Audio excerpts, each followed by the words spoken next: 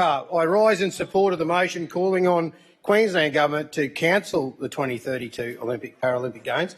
No significant public polling was ever being done to test Queenslanders' support for these Games, but there can be little doubt that the Games are increasingly viewed as extravagant and wasteful, particularly by those in the regions.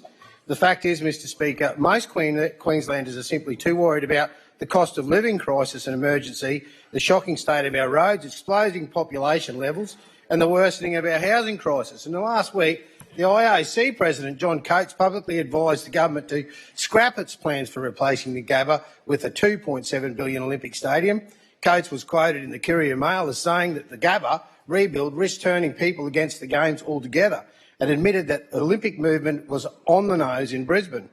Even Labor must admit that spending $2.7 billion to replace a perfectly good stadium, while there are critical shortages in crisis accommodation facilities and affordable housing, is pretty hard to justify. An extra 1.2 million people are expected to call Queensland home by 2032, bringing the state's population to 6.5 million.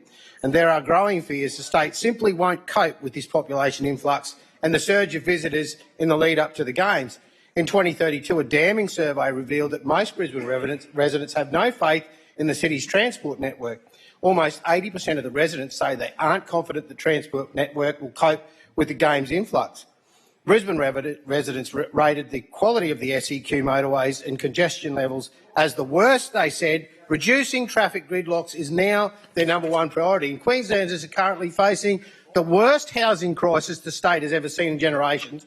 The Olympic bill was just going to force housing costs higher, robbing the market of vital materials and labour, and then there's a massive corruption risk posed by the Games as well. In 2021, Labor introduced the Brisbane 2032 Arrangements Bill, providing conflict of interest exemptions for elected officials appointed to the Games Organising Committee. And the CCC said, "We have serious concerns with this aspect of the bill as it presents corruption risks, especially as this body is likely to be involved in the management of substantial public funds." This bill also amended the RTI Act, exempting the Organising Committee from the state's right to information laws. In 2022, an exemption was granted to the Brisbane Organising Committee from having to prepare any financial statements for the 2021-22 financial year. And according to the 2022 report by the Auditor-General, the exemption was in response to a request from the then Premier.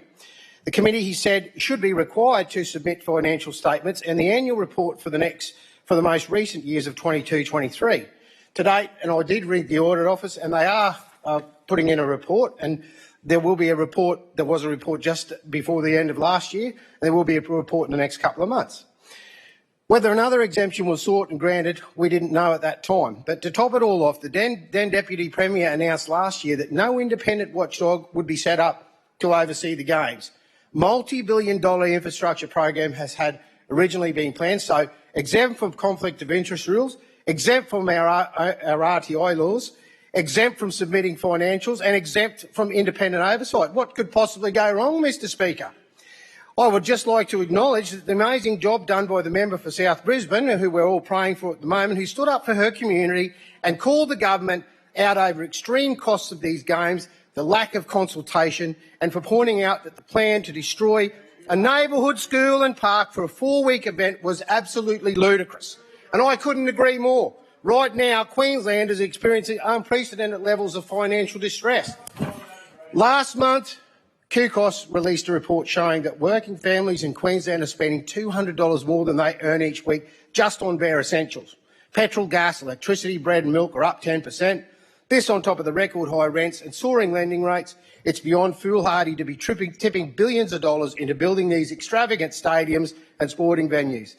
Even Victoria's dreaded Dan Andrews could see that, and Labor should take a page out of their Victorian comrades' book and scrap the entire project. Lock, stock and barrel. I wholeheartedly support the motion, and I think we should look forward to the 2032 Games and understand that our financial position may not be in the position that we think that we're going to be. Situations are changing, and even the government say that daily on a worldwide scale. That's why there's cost blowouts in this government all the time, of up to 100%. So I think we need to be realistic and have a look at scrapping the Games.